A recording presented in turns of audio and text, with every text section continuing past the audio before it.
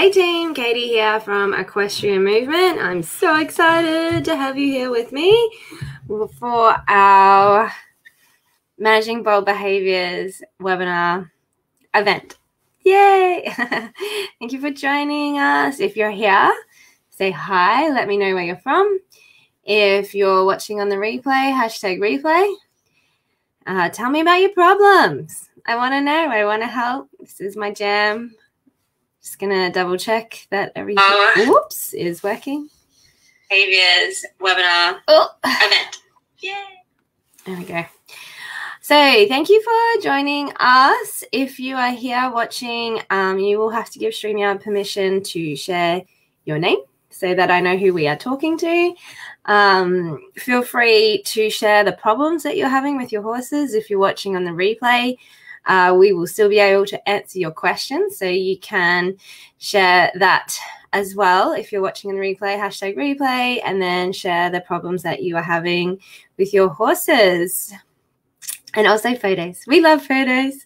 My favorite part about doing these webinars and workshops is that I get to know about you and your horses, and we get to help as much as we can from the other side of the world for some of you guys.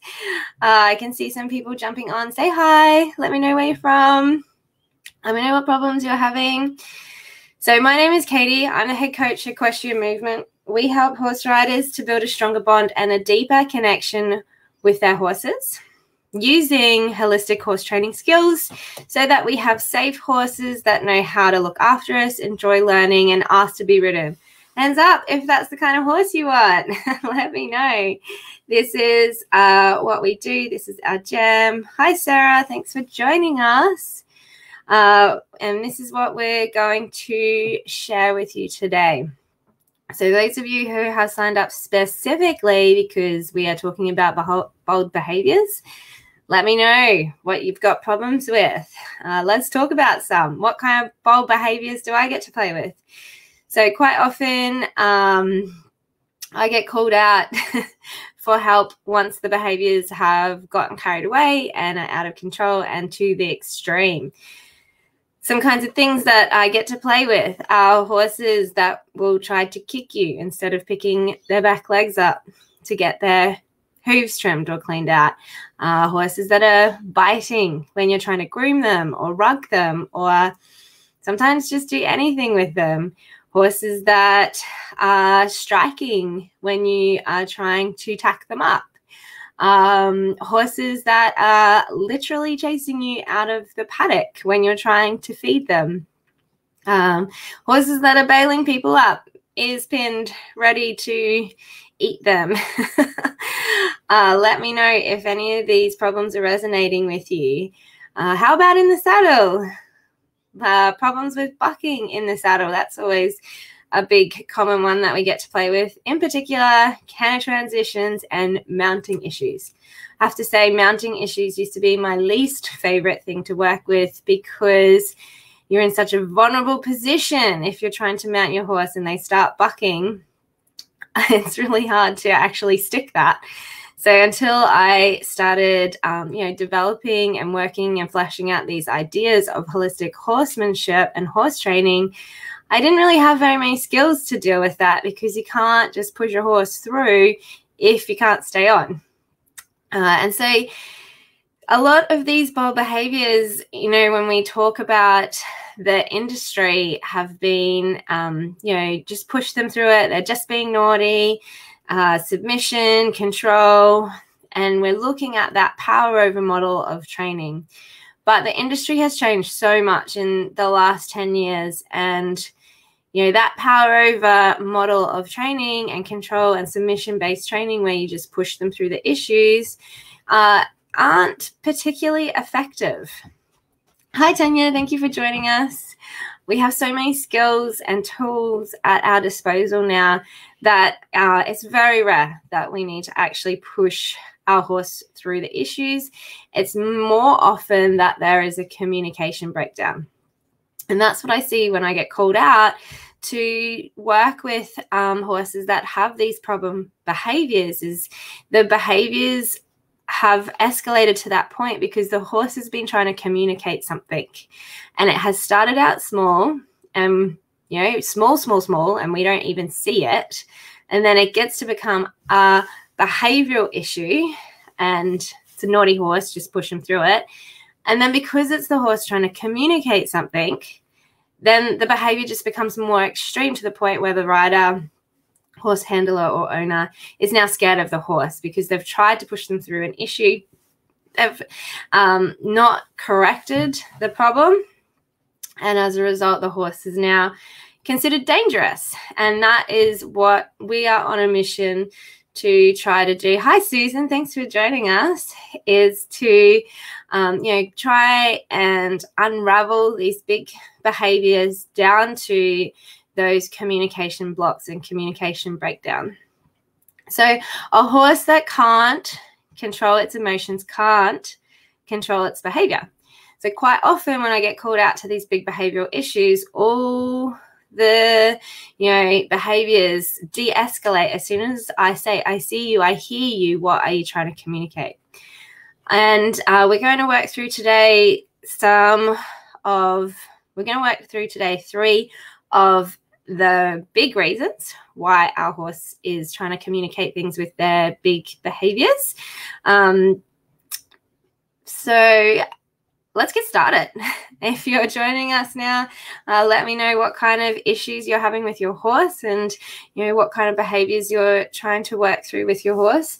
I have my tea because anybody who has joined me for a workshop before will know that I start having a coughing fit as soon as I get excited about something.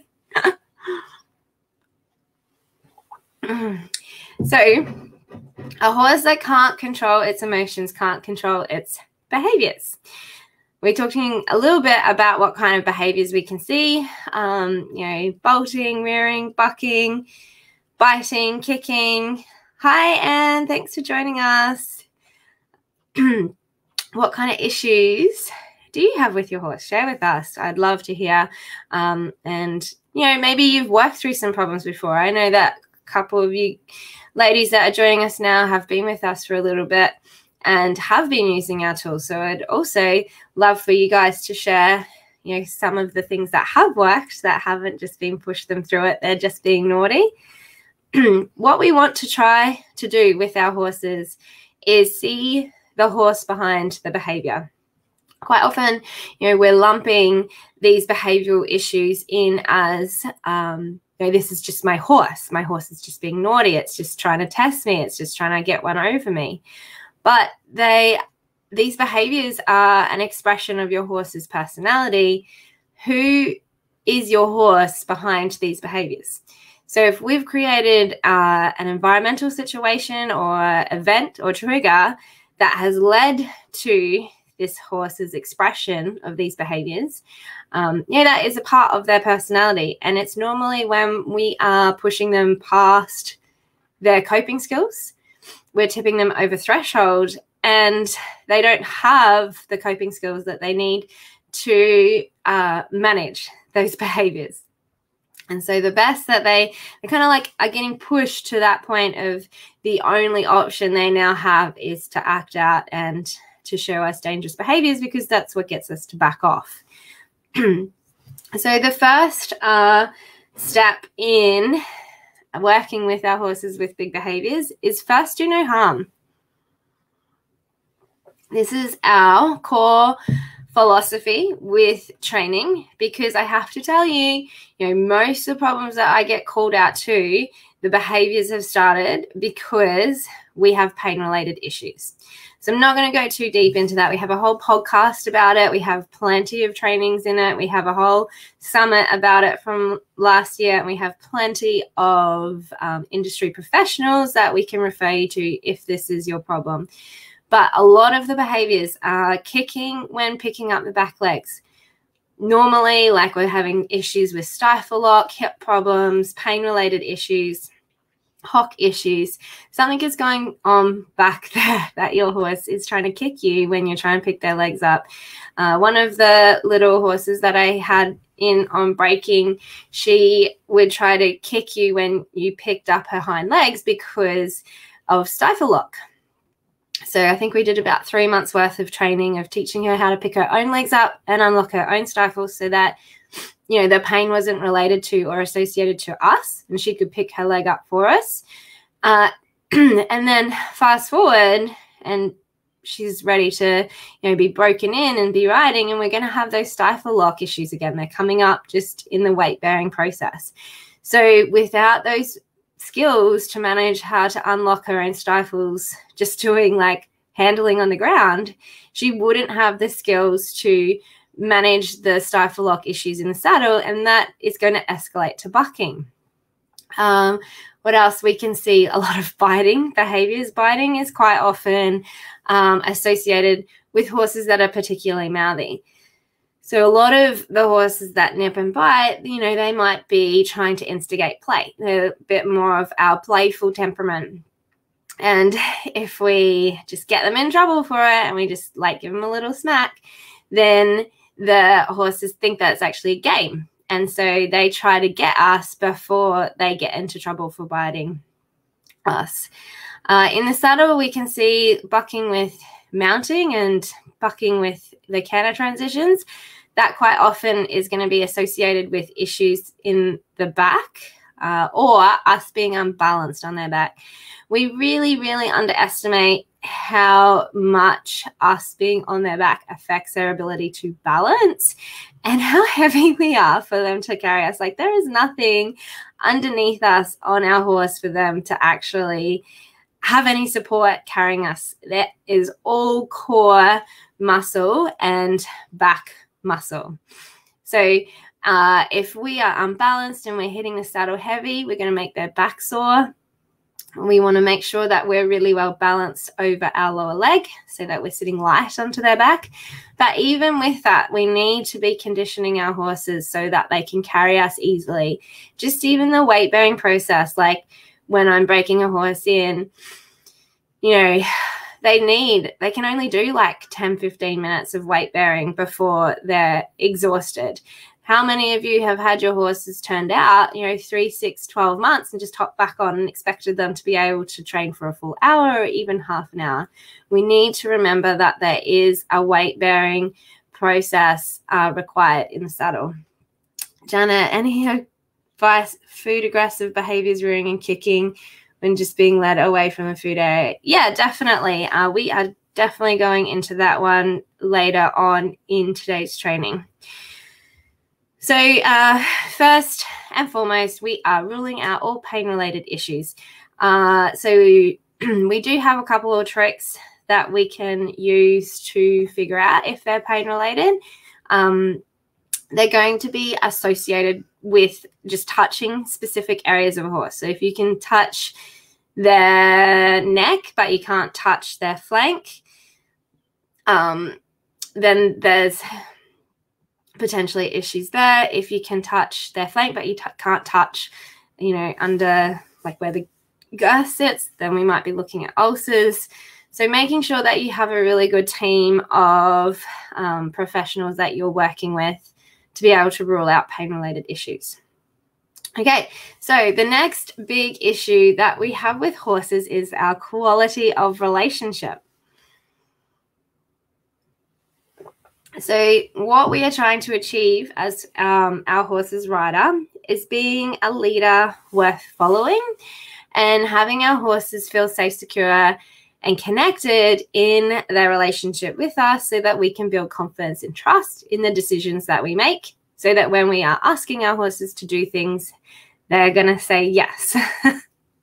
Where our horses fit on that spectrum of safe, secure, and connected can depend on how long we've had them for, can depend on what their life was like starting out, how the weaning went, if they've been boxed, if they've been taught social skills from other horses, if they've been taught social skills from other humans, what style have they been taught in for those social skills with other humans.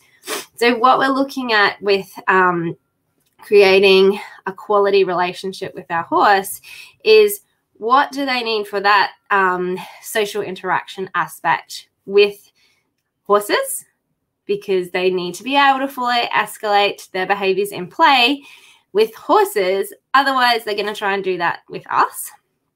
So what their relationship with other horses looks like, what their relationship with their environment looks like, what their relationship with themselves looks like, what their relationship with us looks like. If they feel safe in their environment, in their herd, in themselves, and in their relationship with us, then we're not going to push them to the extremes. Like, they're not going to go to the extremes and then pain-free.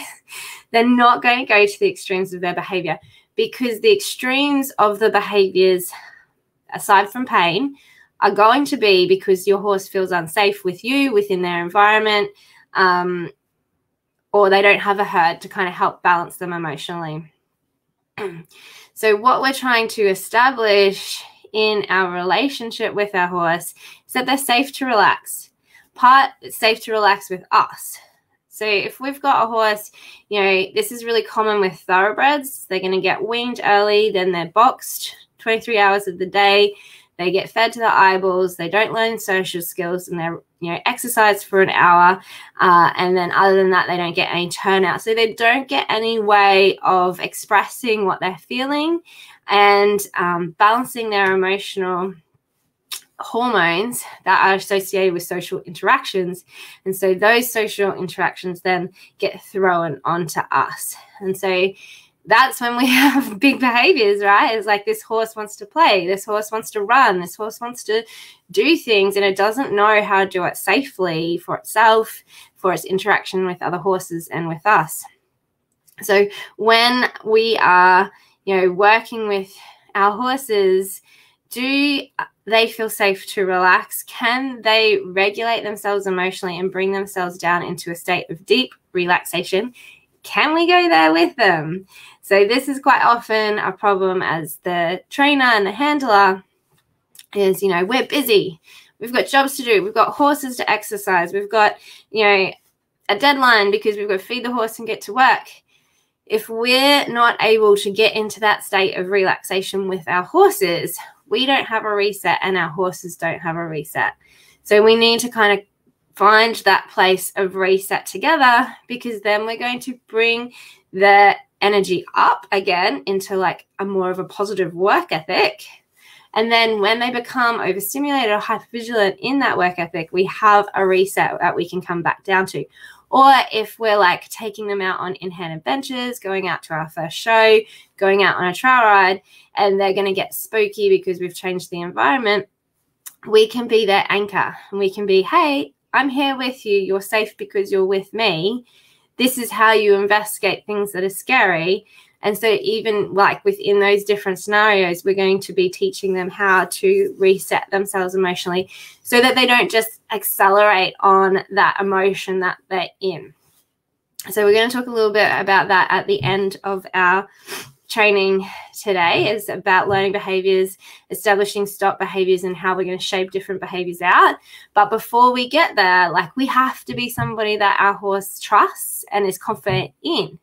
And this is something that is really difficult for, people who are just starting out in the industry, beginners, intermediate riders. If you haven't had a lot of horse experience, if you've got a horse with big behaviors, if you have your first horse, or even if you're like within that year of having a horse, like that first year of having a horse, and you're trying to get to know them. It's really important that you understand your horse's personality type and what behaviors they're going to start showing you when we're pushing them out of that safe, secure, connected zone. So we can create environmental triggers for our horses. One example of an environmental trigger is, if our horse is feeling safe, secure, connected, and relaxed within their environment. So like, okay, like, my goal is to go out and do trail rides, time to leave the paddock, and your horse starts running around like a kite on a string. Your horse is feeling safe within the environment. You're changing the environment so they no longer feel safe. So that safety has to come from the quality of the relationship with you.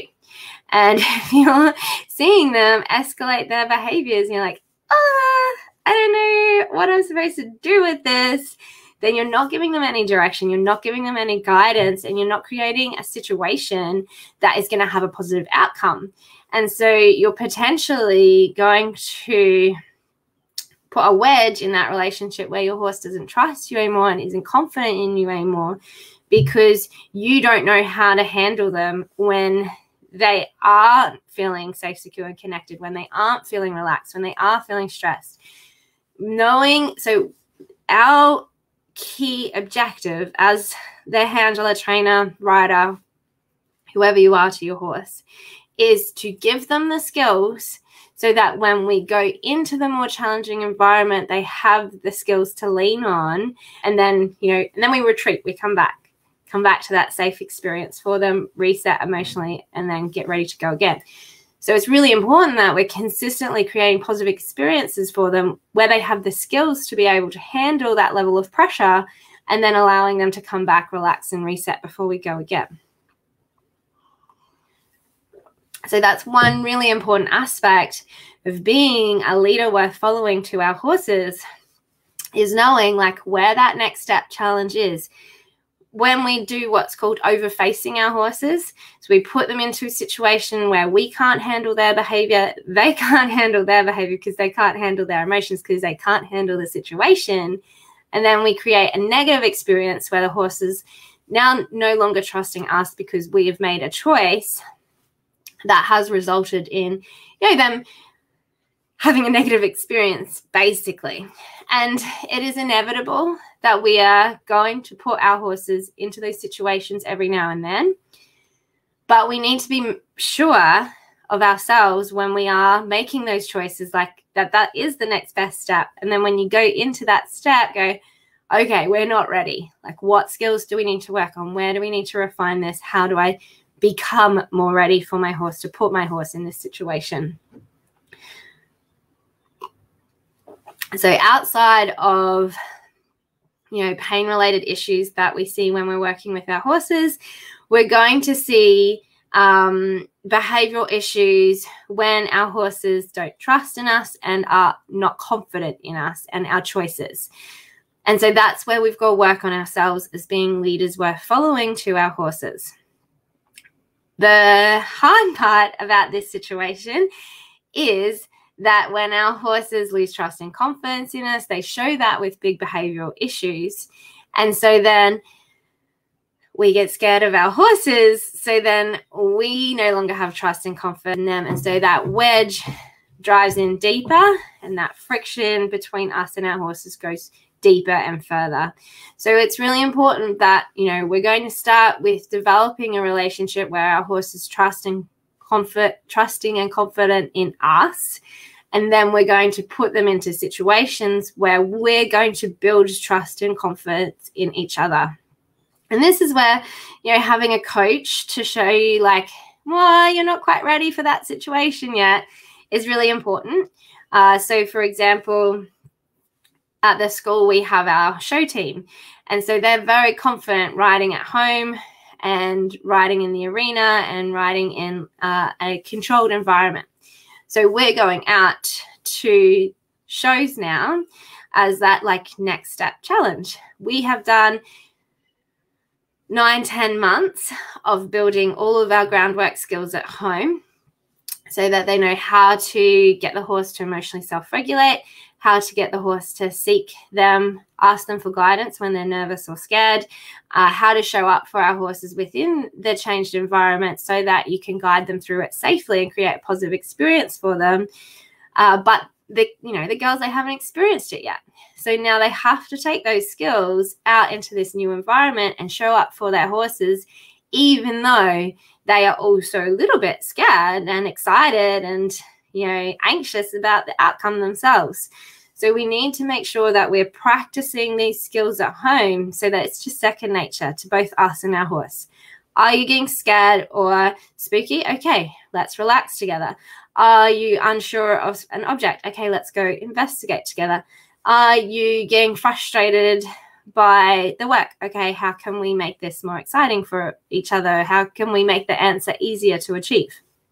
So knowing how to work with your horse and its personality type is really important so that when you're ready to go in and step up that challenge, then you're going to know how to work through those issues with your horse, because it's not like the issues go away. They're not, the issues are an escalated version of your horse trying to communicate a need that you haven't met yet. So if you put your horse into the same situation, then, just because you work through it at home doesn't mean that your horse is never going to do it again. If the issue that you're seeing, let's say, your horse is like spooking and trying to run away from you, that is going to come up if you overface your horse with like how scary the environment is that you are taking your horse to. So it might be okay if you take your horse out on a trail ride, you've got built up enough confidence and trust in each other to go out on a trail ride, but then you go to take them to a showground and you've got like a bubble machine going inside Show Alley, you've got, the rides going, you've got the kids screaming. Your horse might not be able to keep itself under threshold anymore. And so these are like how we're going to build the challenges gently on top of each other so that the horse is building the skills emotionally to keep themselves under threshold as the environment changes get like more difficult to handle emotionally as a horse. So this is what having a secure, connected relationship looks like. You're here in our Stronger Bond community. If you head up into the unit section, we have exercises in there on developing relaxation with our horses, and we have some timestamp behaviors on what relaxation cues from our horses look like. This is our reset. If your horse has no way of coming down emotionally, you have no way of controlling their behaviors. You need to have an emotional reset button because that is going to be your behavioral reset. And you need to be aware of, what behaviors are your horses getting close to threshold so that you can back off before you tip them over into big behaviors that make you scared and that break confidence in each other. Okay. Do we have any questions so far? Are we all keeping up? The next thing that we are going to talk about is, do your horses know the answer? This is something that took me a really long time to figure out, is that just because I'm doing the cue that I got taught by my instructor or read in the textbook does not mean that my horse understands what the answer is. And this is one place that our horses can get very stressed and they can get very worried. If we've gotten through our relationship issues, if we've gotten through our pain-related issues, and now we're into our training and our handling and our working, if you're asking your horse to do something and they don't know what the answer is and they don't know how to find the answer, then we're going to have horses that are getting frustrated. What are our frustration behaviors? We've got striking, we've got biting, we've got ear pinning, we've got kicking. They can lead to more aggressive tendencies. If they don't know what the answer is and they're real people pleasers, then they're going to get more spooky. They're going to get more worried and anxious. They're going to startle quicker. Anything that we are doing in our training scenarios that are going to be pushing them out of relaxation into that emotional response of fight, flight, or freeze is going to start triggering behavioral problems with our horses.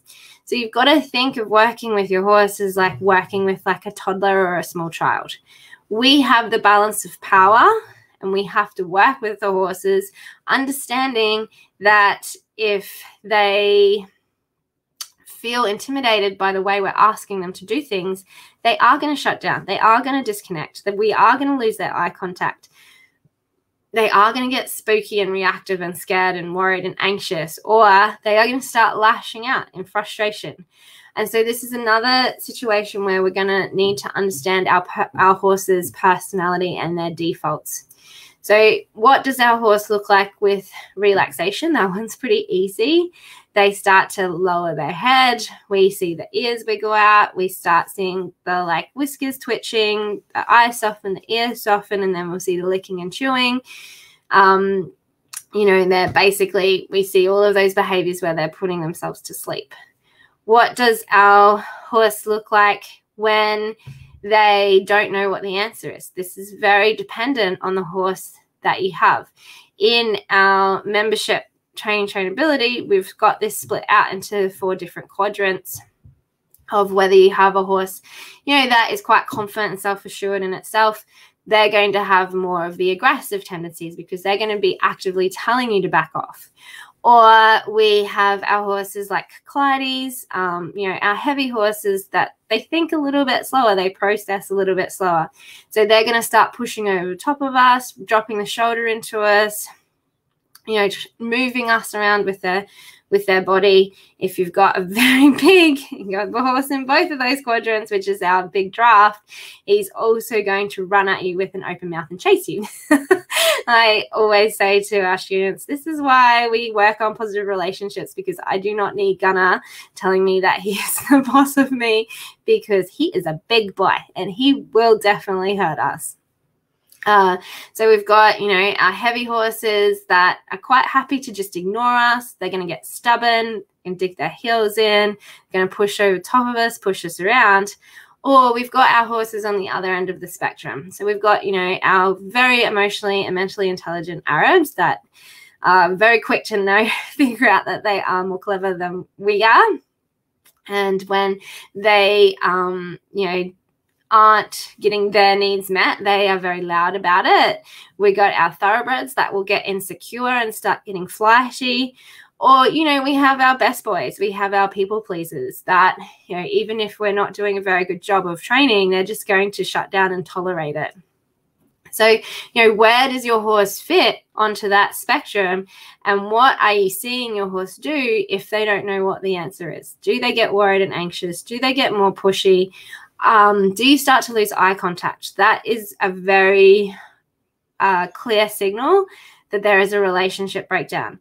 When your horse starts to not look you in the eye, when your horse doesn't want to approach you, we want our horse to step into us. One of the things that we're working on in training trainability at the moment is the softening. We want the walls to come down between us and our horse. We want our horse to soften into us. What does your horse look like when it invites you into its bubble? Some horses don't understand the concept of the bubble. Cue the Clydes that are pushy and walk all over top of you, and we have to teach them the bubble. But some horses have a very big wall, and the process of bringing down that wall unravels all of the behaviors they've been pushed through previously. So what does your horse do when they don't know the answers? That is going to be an indicator into their personality type and how you best work with them. So the horse that gets, you know, aggressive, you're not going to work with it the same way as the horse that shuts down, or the horse that starts getting spooky, or the horse that starts pushing over top of you and running over the top of you. Figuring out what your horse's default is when they aren't feeling safe, secure, connected, confident in their relationship with you, their environment, themselves, and their herd is very important for our next skill set, which is learning behaviors. So a lot of the work that we do in training trainability starts off with just those yes/no questions and consenting the ask. So the yes/no questions are very good because it allows, you know, our horse to tell us if there's problems. So when we go back to the beginning, we have the horse with the big behaviors because it's got pain-related issues. Then when we have a horse that can yes or no our ask, then, you know, we can see when behaviors are out of the normal behavioral spectrum for that horse, so we can address them before they become big, dangerous behaviors. So an example of this is when, you know, let's talk about that little Arab mare. She, you know, hasn't kicked for having her hooves picked for, you know, last 2 years. She knows how to unlock them. She knows how to pick them up. She comes in on breaking, and, you know, the increased stress of the physical workload and the weight bearing makes her stifles more sore, and she starts kicking again when you go to ask her to pick her legs up. Okay, you know, maybe she needs a spell. Maybe we need to get the body worker up. We have, you know, a horse that gets anxious and gives itself ulcers. We've got it rectified and treated. And then we take them out to their first show, and then we bring them home and they're starting to bite again and be really sensitive when we run our hands down the side of their belly. Okay, do we need to look at ulcer treatment again? One of the situations that we've had with Sarah was when we were working with Stormy, and he is very cold-backed. So if we had rain or a cold snap, he would say no to tack because his back was cold and sore, and so needed more of a warm-up before we then went to sit on his back and do weight-bearing exercises with him. So if we had have pushed any of these horses through these problems, then, we've got a horse being ridden that is now bucking. All they're trying to communicate is that they have a tight, cold, stiff back. We've got a horse that has started kicking. All they were trying to communicate is they've got sore stifles from the increased workload. We've got a horse that has started biting. All they're trying to communicate is the extreme pain that comes from ulcers that come from stressful situations. So being really clear in your horse's personality, really clear in where the behaviors are going to escalate to when they're trying to communicate something, helps you work through and unravel issues before they become serious problems. Even so far as like something really basic as our horse husbandry. Every single day your horse comes up for breakfast. You go out one day, it doesn't come up. Is it lying down in the paddock? It could be colicking. Is it caught in a fence? Like understanding what is your horse's normal behaviors when they're not trying to express pain or feelings of not being safe or any other issues, then you're going to know when the behaviors are the result of there being actual problems that you need to address. So this is why we start with our yes or no questions, is then we can, have those conversations. However, I'm going to put a little caveat on this because I don't want you guys going and doing this without support. If you start asking your horse yes, no questions and you allow them to say no, do not put them into dangerous situations where you have to push them through it. So if you've got a working relationship with your horse, which is do it because I say so, you're going to push them through it and ask for submission with everything you do. And then you start saying, okay, you can tell me yes or no in this situation. They start saying no to everything fast. There's everything that they have been pushed through, they will now say no to. And so we're going to go into that in the next part of this training. But it's really important to recognize that if you're going to give your horse the option to say no, do not put them in unsafe situations where if they say no, you're going to get hurt or they're going to get hurt.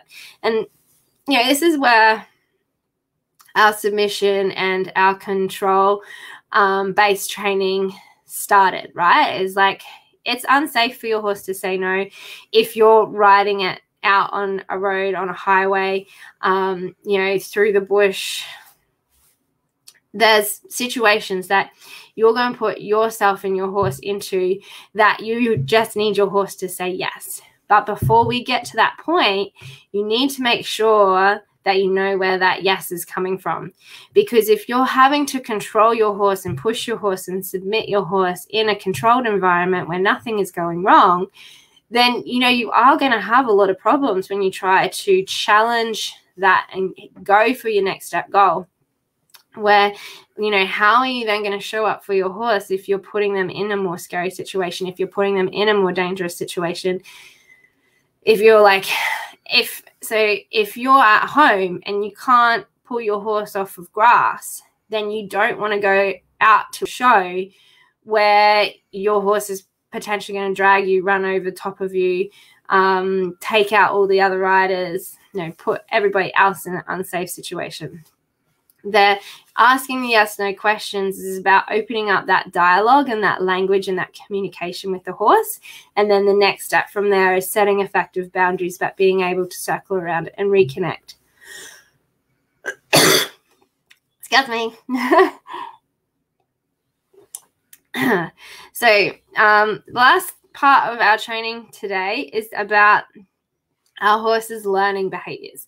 And so we sort of touched on that a little bit before with,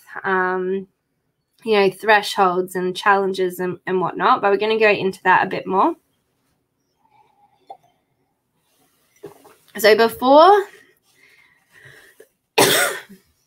we start putting pressure on our horses to learn and to look after us and to be safe horses that know how to look after us, they need to know how to learn. They need to know how to communicate. And this is what our cue training is.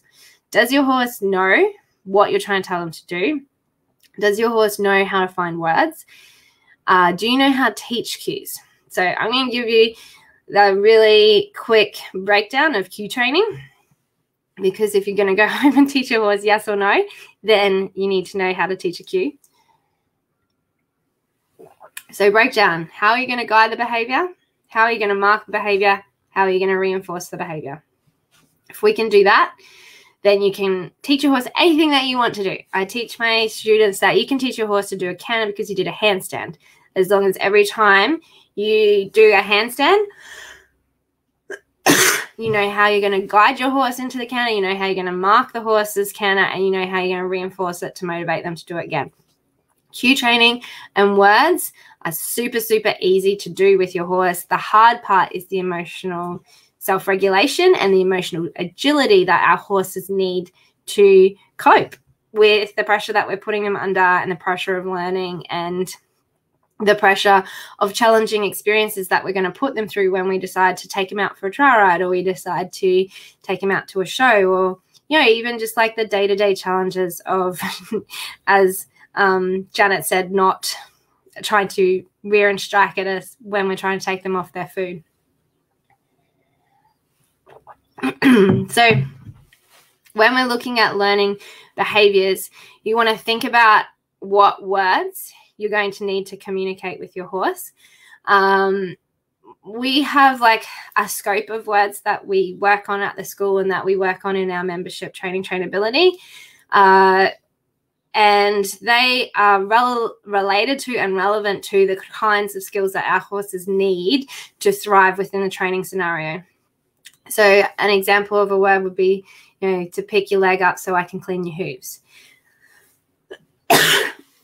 Another word is touch, targeting, so that we have a way of communicating to our horses how we want them to look at the things that they're scared of for our confidence through curiosity skills.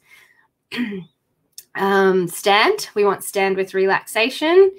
There's lots of different situations that we're looking for that are like one-word cues that are going to shape a behavior that is required for our horse.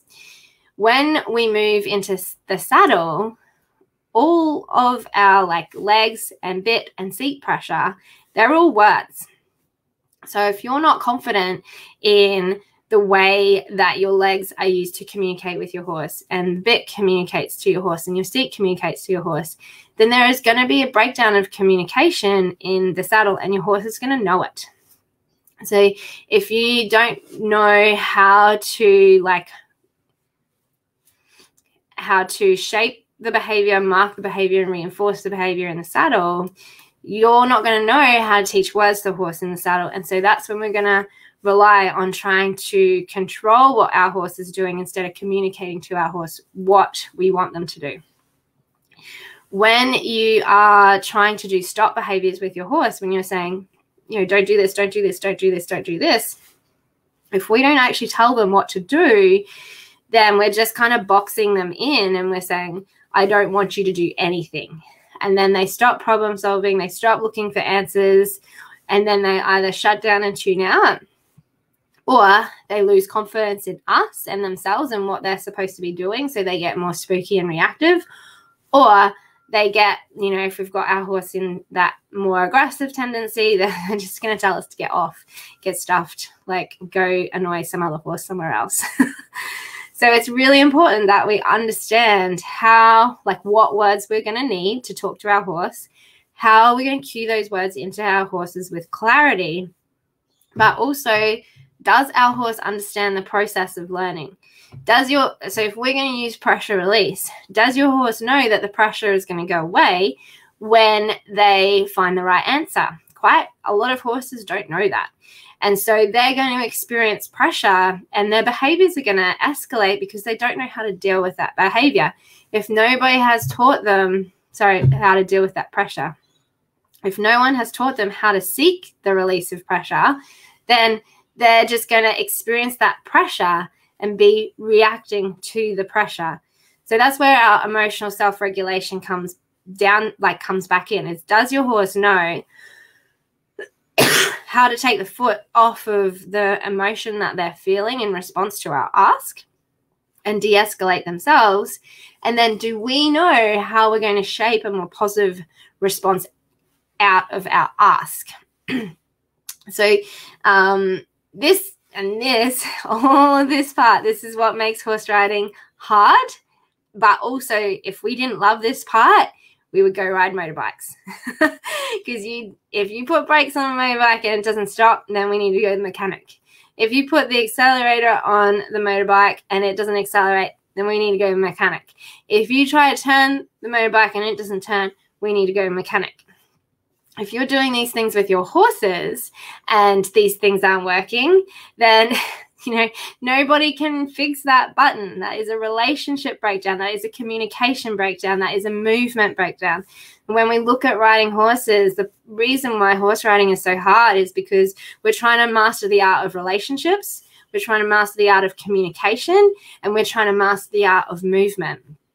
And it's like a never-ending experience of trying to improve ourselves and be better for our horses, so that we have a horse that enjoys learning and that asks to be ridden and can enjoy being ridden. So the learning behaviors is a really important aspect of training. If your horse, so one of the things that so let's just have a quick talk about cue training. Single word cue training is super easy to teach. I'm assuming that a lot of you will have dogs, because if you're horse people, you tend to be dog people as well. So a single word cue for a dog is sit, heel, lie down. We can shape that behavior, and then we can say, yep, you've got it, and then we can motivate them to give it to us again. So when we're working with horses, a single word cue would be pick your leg up, stand, like walk when I walk, stop when I stop, back when I back. Those kinds of things where you can do one thing that shapes the horse's behavior, mark that behavior, and then motivate them to do it again. And typically we can associate that to a vocal, or like we can shape it with a movement of our body through body language. A complex AQ is when we start putting those words together into sentences and expecting more than one behavior from our horse. And this is where training gets hard for our horses. And it's also where most of our horses have missed in their training as well, is how to put multiple words together. So in dogs, we're looking at, like agility. When you see the people do the dancing with their horses, with their dogs, we're looking at working dogs that know how to herd sheep and whatnot. So being able to take more than one cue and put them together into a sequence of cues that like elicits a sequence of behaviors from the animal that we are working with. And so this is quite often missed in working with our horses. For me, I used to be like, all I have to do is get my horse through this period. Like basically just hang on to all of their behaviors through this period of time. And then we have our horse's work ethic and they know how to find answers. And then what I realized I was missing was like, this is that process of our horse actually learning how to learn. How do they find words? How do they seek the release of pressure? How do we motivate them and reinforce the behaviors so that they give it to us again when we ask? How do we associate those behaviors to what we're doing so that we can cue them? This is a really complex and important part of your training that a lot of trainers don't know themselves. When our horses don't know what the answer is, then their response is a reaction to what we've done. So an example of one of the horses that we're working with when we go into the next behavior, like to chain a behavior. So we've motivated them to look for the answer, and then they get the answer. And so then we're putting the next sequence in. So the reward is stretched a bit further. They're gonna, when they don't know what the answer is, when they're trying to get that next answer, our aggressive horses tend to get frustrated. Our pushy horses tend to like push over top of us and push us around. So with Tanya, Izzy can get pushy. Yeah, and so it's being able to know like where you're comfortable with working with your horses. So the different ways that we're going to motivate our horse, we can use treats, or we can use pats, we can use our vocals. Finding how our horses like to learn is an important part of the work that we're doing. So if we go back to the little Arab mare that I have on breaking, you know, we have a couple moments in the saddle and she's fine with it. And then she starts to realize, hey, like, I don't love this. I don't love you sitting on my back. You're heavy. My stifles get sore. I would prefer it if you're on the ground. I'm not going to use treats in that situation because I'm trying to keep her behaviors de-escalated because I don't want to hold on to her silliness. So, you know, one of our training sessions was, what would this look like if she was proud of herself? And so how do we shape a training session where she is proud of herself? So what it meant is like, you know, she stood up nicely for me to hop on. Good girl, you're amazing. Well done. And she just gets a little like chuffed in herself. And she's like, okay, what else can I do to make you happy? But, you know, then we have to go back. We have to have that relationship with the horse where they actually care about making us happy. We have, you know, a temperament of horses that's just their default personality, is that they are people pleasers and they want to make us happy. But that is not our horses in the more aggressive quadrant, where they don't really care about making us happy. They just kind of care about what they're doing. And so we have to like create situations where they can feel proud of themselves. And so then they're seeking this experience of feeling proud of what they've done. And you can see it when they are proud. They give this like, ooh, like, I did a good job. You know, one of our little horses in the school on training, her little lip like purses up into like a that's when she knows she's done a good job, is she's like, oh, I'm doing a good job. And so this is what training a positive work ethic looks like, is, you know, structuring our training sessions so that our horses feel good about themselves. But that's like, so we've got our first step, which is just our cue training. How does your horse find words? We've got a second step, which is, you know, stretching those behaviors out, because we're going to start combining multiple words. And in that stretch, we're going to start triggering our horses' learning behaviors. Are they getting frustrated? Are they getting anxious? Are they getting worried?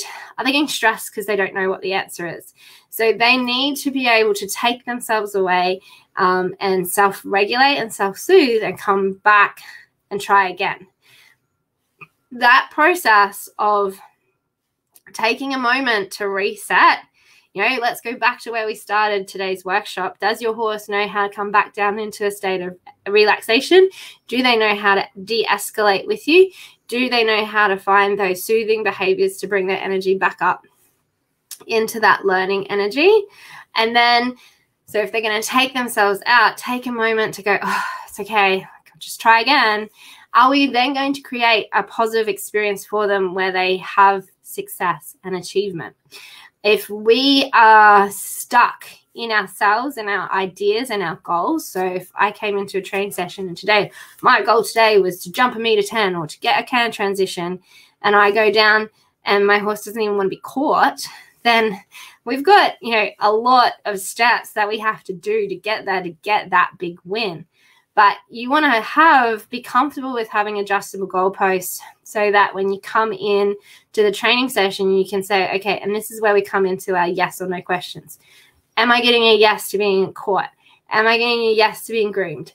Am I getting a yes to putting saddle on? Am I getting a yes to putting a bridle on? Am I getting a yes to mounting? If we keep getting yes on yes on yes on yes, then we can keep stretching, you know, where that end goal point is.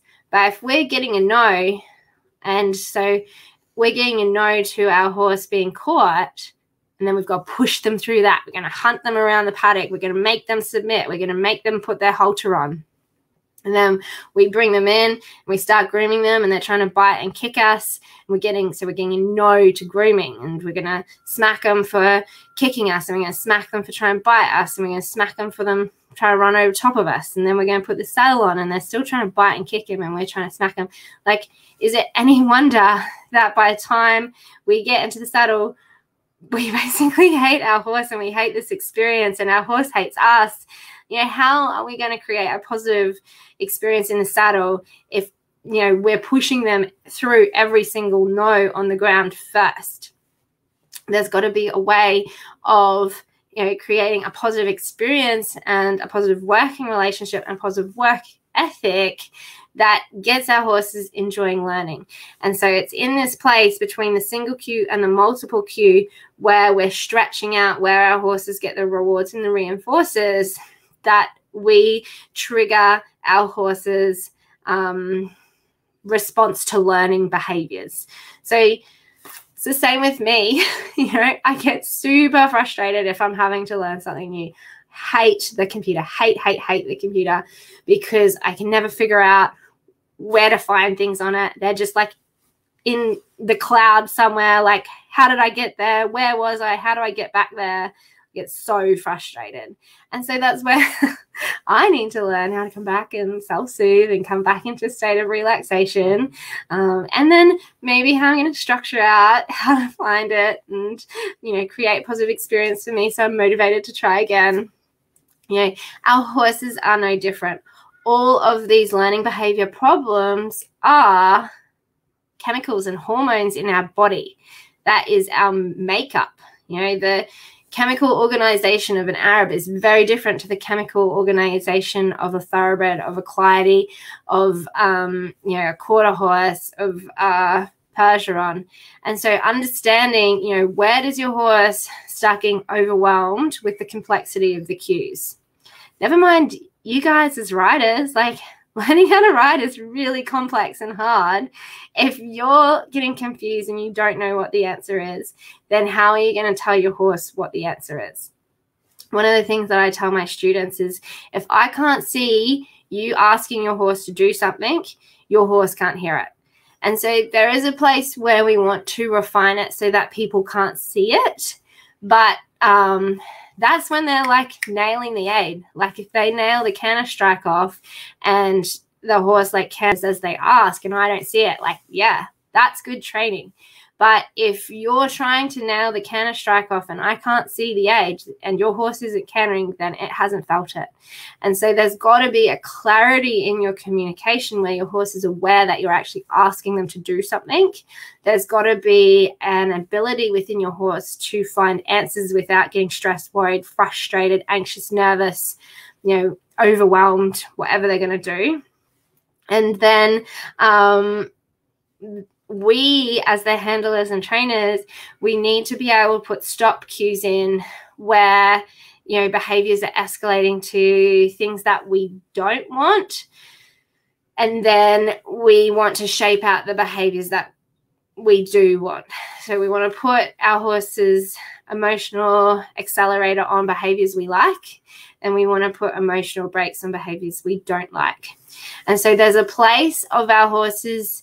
And so this is why we step it out the way that we do. If we don't have a relationship with our horse where they see us as a leader and they seek us to tell them what to do, and we don't have a relationship with our horse where they can tell us if there's a problem, and we don't have a relationship with our horse where they know how to find the answers, then, when we tell them to stop doing certain things, then we're just going to get into an argument with them.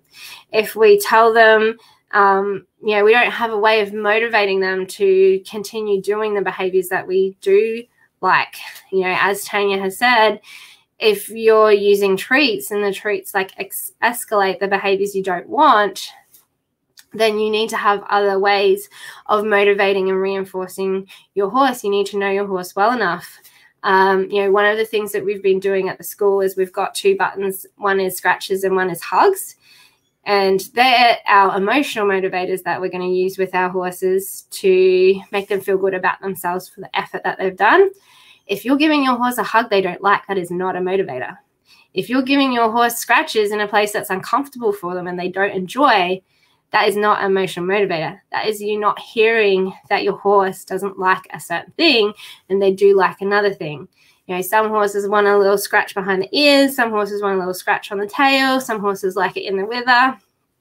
The little Aramere I have on breaking, super lucky. She's an itchy horse. She loves scratches everywhere. So it's about figuring out, you know, what makes your horse happy and using that to motivate your horse and to tell them what to do, rather than, you know, punishing, pushing through, getting silly with things that you don't want. Abigail, my horse gets aggressive and I think it's because he doesn't want to work and he gets bored. He's great in his yard and respects me there, but not when I get him to the round pen. He wants to roll. So I'm saying no and getting confrontational right from the start. Yeah, honestly, Abigail, the aggressive horses are hardest to work with, I find. The, you know, people pleasers, the pushy horses and the ones that err on the shutdown, if you make mistakes with them, it's like, oh, oops, you know, oops, that happened. But when you make the mistake with the aggressive horse, it gets like a lot more difficult. The aggressive horses, they have a very strong dopamine response. And then the dopamine is task achievement. So if we can break down and motivate small task achievement, they actually get super excited about learning and really enjoy learning. And then it's, you know, when we start stretching those us out, we put in dopamine blocks. And so that's where our horse, like the consequential emotion to a dopamine block is frustration and then aggression, and it kind of escalates that way. So it's being able to, like, and this is where you really need to have a plan in your training sessions. Like, and every time you are working with your horse, you need to have a plan. And then when you come away from your training session and you're like, oh God, that was the worst, like, and you just feel super disheartened and, you know, feel like maybe you should give up and maybe you need a better horse or maybe horse needs a better person. It's like, no, you have to take that moment and self-reflect. What triggered that behavior in my horse? How can I set it up better so that we have a more positive experience next time? And so this is ongoing for always. This is why horse riding is so hard, and we would ride motorbikes if we didn't love this part. Is like, you will work through a particular behavior and you'll go, right, got this sorted, and you're like ready to kick my goals now. And so you up the expectations and the pressure, and you're right back down in the muck trying to motivate your horse into this higher level of expectation that you want from them. So that's where, you know, it's got to be really like rewarding for your horse to participate in the training session that you're doing. And you need to really understand like what your horse needs to feel enthusiastic about the work that you're doing. So quite often, you know, biggest thing for me with aggressive behavior is that aggression comes from the same place as spookiness. It's all insecurity. So if your horse did not feel insecure in itself, it would have no reason to be aggressive. It would have no reason to, you know, tell you to back off or go away, or, you know, it would have no reason to be aggressive towards you. So that's why we always start with securely attached, connected relationships. What does our relationship look like when our horse trusts us and is confident in us? And then where is that breakdown? If you know where that breakdown is, you know what your next best step is. Quite often, that next best step is going to be being able to tell your horse what to do. That is probably the hardest thing with our aggressive horses, is because they are so confident in themselves. When we tell them what to do, they're going to come back at us and tell us what to do. If you think about these kinds of horses, they themselves are very confrontational, and so they're going to fight with other horses. What we have to do is figure out a way of motivating them without the argument. And so that's where we need to break it down into small task achievements with an immense sense of achievement and satisfaction on the other side, because it's the challenge. Like, I'm going to ask you to walk, And then, you can't tell me what to do. Well, how can I make that walk on motivating to you, that you want to participate in this? And what we're trying to do is we're trying to fire that positive experience where they go, oh, I was a good boy. I was the best boy. And then we're going to like build the relationship out that way. So how do I get praise from you? How can you make them feel proud of finding the answer for you? And so this is why we like break it down the way that we do. You need to be somebody to your horse that when you tell them they've done a good job, they care. You need to be somebody to your horse. You need to be a leader worth following, that when you set boundaries and expectations, they don't just go, I don't care about you. Like, you're nobody to me. You're telling me what to do isn't going to keep me safe, isn't going to help our herd. You're not good enough or whatever. You've got to be someone to your horse first, that they actually care about doing what you ask.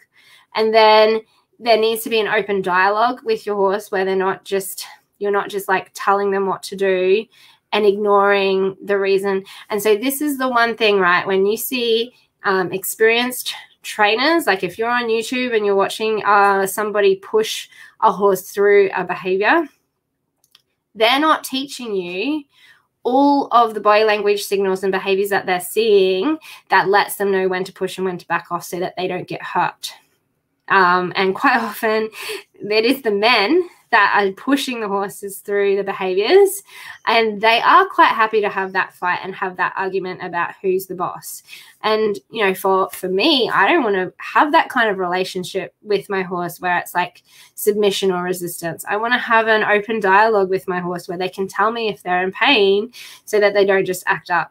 They can tell me that they don't understand the answer so that I can get clearer and improve my communication skills. So when you're watching, experienced handlers on YouTube or Facebook or whatever, they're teaching you the skill without telling you that they're actually doing a lot of emotional self-regulation in that process. And so this is what we're doing when we are doing holistic horse training. How are we going to build out a positive work ethic with our horses? How do we create securely attached horses that feel safe with us and are confident in us and trust us? How do we teach our horses their emotional self-regulation, their reset? So when their behaviors start to escalate, can we bring them back down? And then how are we going to teach our horses emotional agility? So what emotional agility is that we start stretching those cues out and our horse gets frustrated. They recognize that frustration isn't going to get them their win, so they can take themselves away, de-escalate, come back in and try again. So that emotional agility is being able to put the handbrakes on the emotion that is accelerating, that is going to lead to the behavior that we don't want. How do we put the handbrake on that emotion and redirect the emotion into the behavior that we do want? So why is your horse rearing and trying to kick at you when you're trying to take them off their food? Why is your horse saying no when you take them into the round yard? Why is your horse getting pushy with treats? This is like an excellent place for protected contact, because we can put a wall between us and our horse, and we can let our horse fully accelerate on the behavior without us getting hurt, and say, hey, that's not going to get you anything that you want from me. And then we don't actually have to engage in that argument. And so that's like, old school power over control, submission-based training, where you have to win the argument. I'm saying let's not have the argument in the first place. If you don't want to play my game, just don't play my game over there. To have this conversation with your horse, you need to be somebody that they want to play with. And then you need to be somebody that can say, hey, stop, like that behavior is inappropriate with me. If you want to do that, you need to be away from me. And so then that in itself kind of becomes like a punishment to our horses, because we're saying, like, your horse actually wants to be with you and they want to be learning and working with you. And you're saying, no, I don't want you expressing that part of yourself around me. Like, you're welcome to do it, but just not around me. And then we're allowing our horses to be themselves, and we're shaping out the positive aspects of their personality. Those positive aspects of their personality are expressed around us. And then we're putting stop cues and stop behaviors in where we don't want behaviors that they're showing us that are dangerous. It's a lot like working with kids and toddlers. It's like, stop, time out, like, you can't keep doing that. And then we're like encouraging and reinforcing the things that we don't want. So our horse starts to learn that to be with us and enjoy our company, that they have to like not do stupid stuff and they can, engage and play with us in a way that we want them to. And so this is, 16 years of practice for me and learning and, learning different styles of behavioral management and training theory and attachment theory and behavioral management, like all of these other things, and writing in general. And this is, 3 years of work of like, how do we present this in a way that is easy to kind of like go next step, next step, next step, next step. Know where, because quite often as riders and trainers, what we're going to do is we're going to get stuck, we're going to plateau, and then we're going to go, okay, I'm stuck, I'm plateaued. What do I do here? And we want to have a breakthrough moment and step up to that next step challenge. And then it changes. Izzy, when I got her, wouldn't even come near me for trying to eat some fats. That's it. So as we like work on the relationship and they start to express their personality more, we have new challenges that we have to work through. And so this is what our membership training trainability is like, how do we train our horses' ability to learn and work with us and enjoy learning and us to be ridden and become safe, confident horses that know how to look after us. There is a process. It's a big process too. And it starts with, who are you to your horse? Are you a leader worth following? That is our first module, securely attached horses. The next step, before that, is first do no harm. Make sure that, the reason why your horse is saying no to you isn't because they are in severe and significant amounts of pain. And or if, so some of our horses have experienced trauma, emotional or physical, in past, like handling past trainers, past people that they've worked with. So we need to kind of unravel some of that work sometimes as well. And then once we have a safe, securely connected and attached relationship with our horse, we're then going to start fleshing out that conversation. So the next step that we have with that is, consent and choice, and being able to put them into confidence building situations. Know where your next step is without overfacing them. And then from there, we go into, our learning behaviors. How do we shape out a positive work ethic? How do we motivate our different horses, different personality types?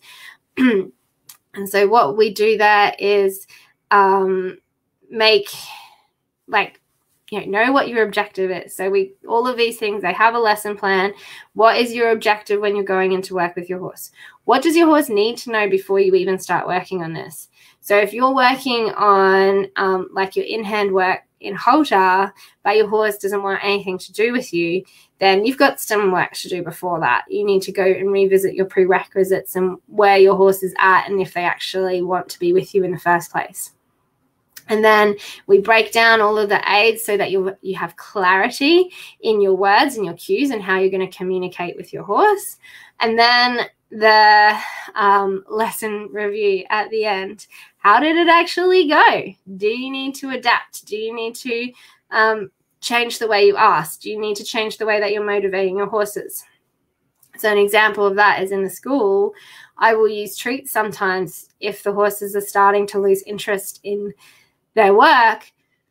But then if they start to get overstimulated and hypervigilant, then I'm going to take the treats away and we're going to make sure that the kids are like really encouraging and reinforcing with their pats, and structuring out the learning session so that is motivating to the horse. So being able to reflect on your training session and adapt to suit your horse's needs, rather than coming away from the training session just going, that was the worst.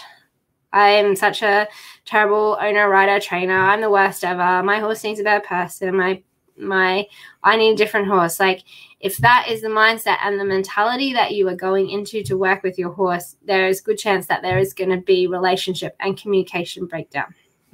So this is what holistic horse training looks like, and this is what we teach in our membership training, Trainability. You get the coaching call, the lesson plan, and the mini training, once a month, and then the mini trainings and access to our private Facebook group. But it takes a mindset shift. You have to come away from, like, my horse is just being naughty, power over, control, submission based training methods, push them through it. And you have to start thinking, what is my horse trying to communicate? We still set boundaries. We still put stop behaviors into problematic issues.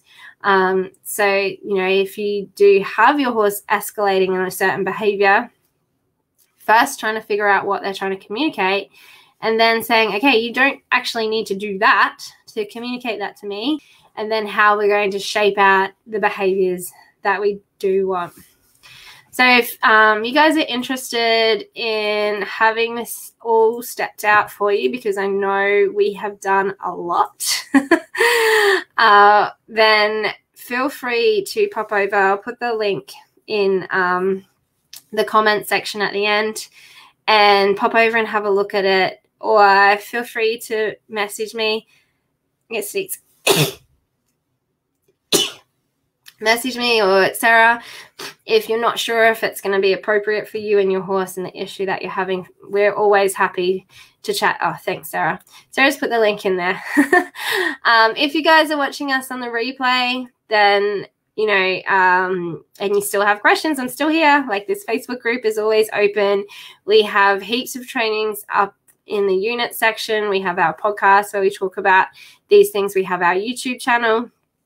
So, you know, our goal is to try and, you know, shift the equestrian industry so that we are having open conversations with our horses to meet our horses' needs, rather than having to push, bully, punish, submit our horses to our will. It's not the relationship that I want to have with my horses, and I know that it's not the relationship that you guys want to have with your horse.